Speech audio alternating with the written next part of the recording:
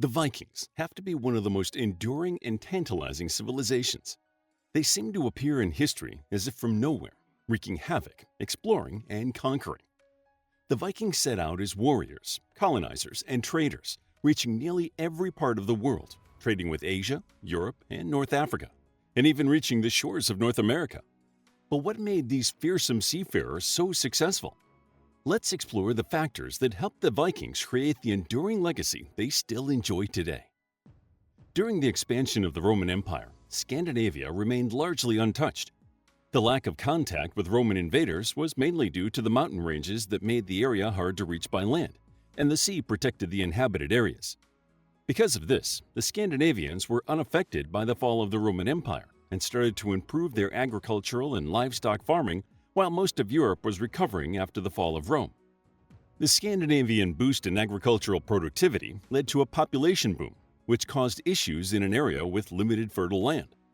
There became increased economic inequality, which led to social inequality, as wealthy men with good land often took more female partners. So young male Vikings were frequently faced with a lack of women and a lack of land. The solution? Raid other countries. A successful raid would often yield riches, women, and enslaved people, giving access to prospects lacking at home.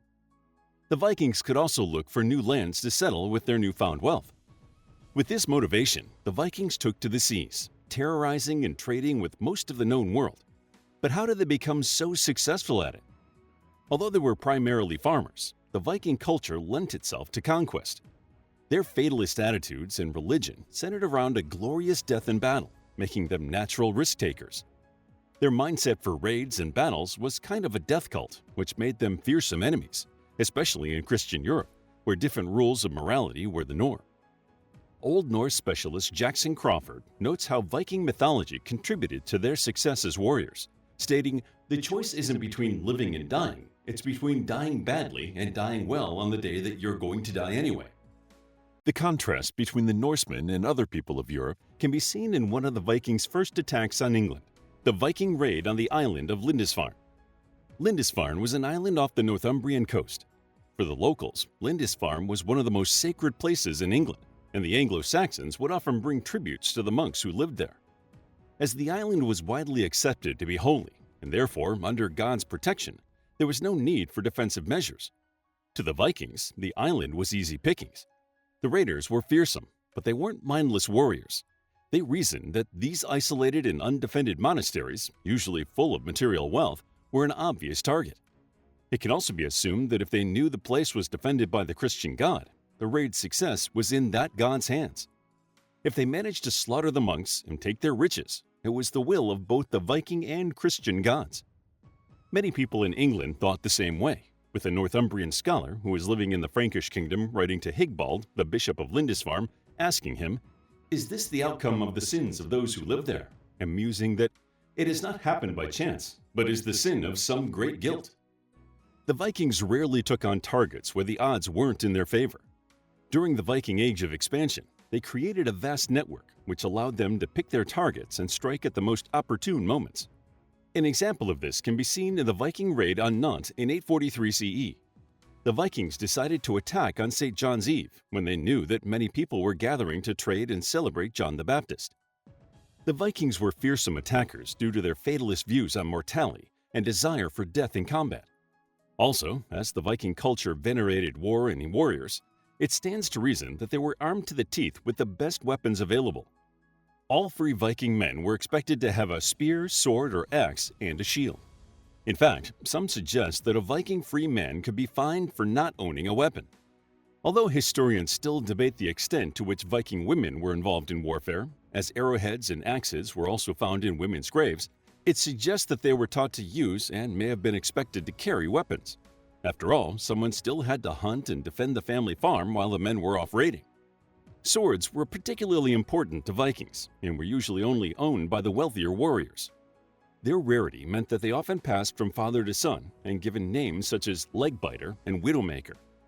Although many of the poorer Vikings would have weapons made of wood and iron, the wealthier warriors were often armed with the highest quality weaponry of the time.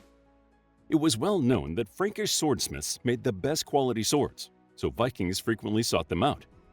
It came to the attention of Frankish rulers that they were being attacked with their own weapons, so they prohibited the sale of Frankish weapons to Vikings. The reliance on weaponry meant that blacksmiths were an essential part of Viking society and a highly valued community member. Not only did they produce weapons, but they also made tools and farm equipment and were instrumental in the construction of Viking ships. They also made ornate jewelry, armor, and helmets for the wealthier members of society. Another factor that made Vikings so successful in their overseas exploits was their superior shipbuilding techniques. Many archaeologists believe that the extent of the coastlines along the fjords and islands of Norway, plus the mountainous interior of the country, meant they naturally became seafaring people. By the time of the Viking expansion, the Scandinavians were already skilled boat builders and sailors. Probably the most recognizable Viking ship is the longship.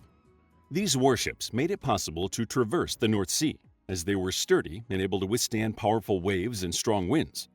They were made using what is known as the clinker method, where planks of timber, usually oak, were overlapped and nailed together. The spaces between the planks were then filled in with tarred animal hair and wool, making the ship seaworthy. The boats were shallow enough to allow navigation in waters as little as 1 meter deep and did not need a harbor or pier for disembarking, meaning they could moor pretty much anywhere. The combined use of sails and oars meant that they could travel long distances using the wind, but also could gain speed quickly near the coast or in a river. They were also double-ended, eliminating the need to turn the boat around and ensuring they always had a speedy escape. Using the longships, the Vikings would move just over the coastal horizon, with their sails drawn to mask their approach. Then, the ships could be quickly beached or carry warriors upriver, allowing them to attack swiftly and with the element of surprise. The speed of their attacks meant that their intended targets often had no time to assemble a militia or defense force. But if they did, the Vikings could quickly reboard their boat and sail the coast, looking for a more vulnerable target. However, just because they preferred hitting targets hard and fast doesn't mean they weren't organized and disciplined. In fact, most Viking raiders had a strong command hierarchy that made their attacks all the more successful. The Vikings were able to rule the seas with their superior ships and seafaring skills, and they took full advantage of the power vacuum that was left by the collapse of the Western Roman Empire. The power void was particularly great in the North Sea, but the Vikings were the only civilization willing and able to fill it. This is because populations across Europe shrank as the continent suffered from the collapse of the Roman Empire. Also, the disappearance of Roman trade caused many nations to limit their naval power, as there were fewer trade ships to defend from pirates. As most of the North European plain was agricultural or pastoral, the main focus was inland, as controlling the land was more profitable than sailing the seas. With most of Europe focused on farming, the Vikings had a near free range of the waves. Although best known for their violence, the Vikings' aptitude for trade also allowed them to expand far beyond their borders.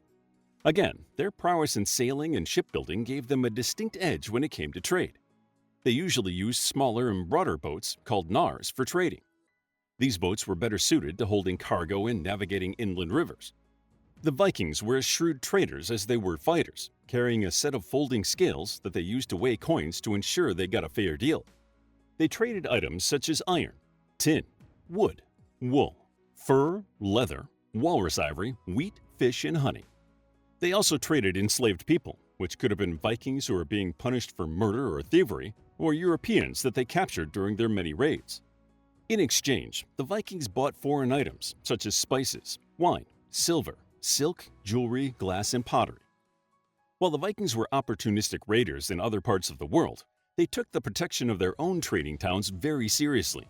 After all, merchants would not be likely to bring valuable goods to a Viking market town if they were robbed once they arrived. Denmark's most important trade town was the port of Hedeby, located in modern-day Germany. Hedeby had an advantageous location as it was accessible by land and sea. The town was surrounded by protective fortifications, inside which artisans and merchants traded under the protection of the king or local magnate. Trading towns were an economic asset to the local ruler, who often charged duties or taxes on traders. Another advantage gained from their vast trade network was information. Merchants would have been privy to a wealth of information about trade ports, local fairs, and well-stocked markets.